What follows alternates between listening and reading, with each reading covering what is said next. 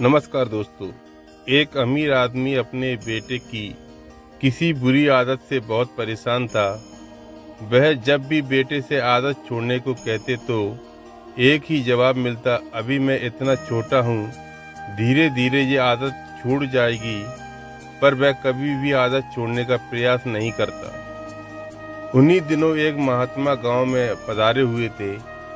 जब आदमी को उनकी ख्याति के बारे में पता चला तो वह तुरंत उनके पास पहुंचा और अपनी समस्या बताने लगा।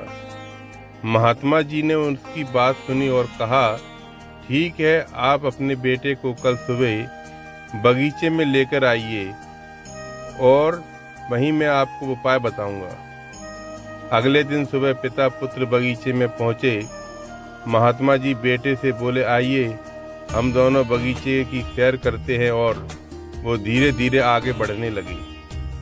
चलते चलते ही महात्मा जी अचानक रुके और बेटे से कहा, क्या तुम इस छोटे से पौधे को काट सकते हो?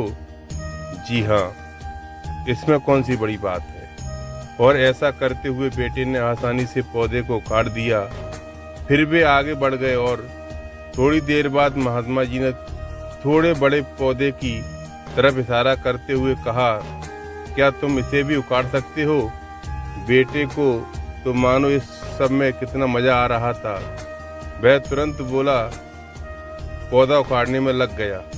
इस बार उसे थोड़ी मेहनत लगी और काफी प्रयत्न के बाद उसने इसे भी उखाड़ दिया। वे फिर आगे बढ़ गए और कुछ देर बाद पुनः महात्मा जी ने एक गुड़ैल के पेड़ की तरफ इशारा करते हुए बेटे से इसे उखाड़ने के लिए कहा। बेटे ने पेड़ का ताना पकड़ा और उसे जोर जोर से खींचने लगा, पर पेड़ तो हिलने का भी नाम नहीं ले रहा था। जब बहुत प्रयास करने के बाद भी पेड़ टस से मस नहीं हुआ तो बेटा बोला, अरे ये तो बहुत मजबूत है, इसे उखाड़ना असंभव है। महात्मा जी ने उसे प्यार से समझाते हुए कहा, बेटा ठीक ऐसा ही बुरी आदतों के साथ होता है।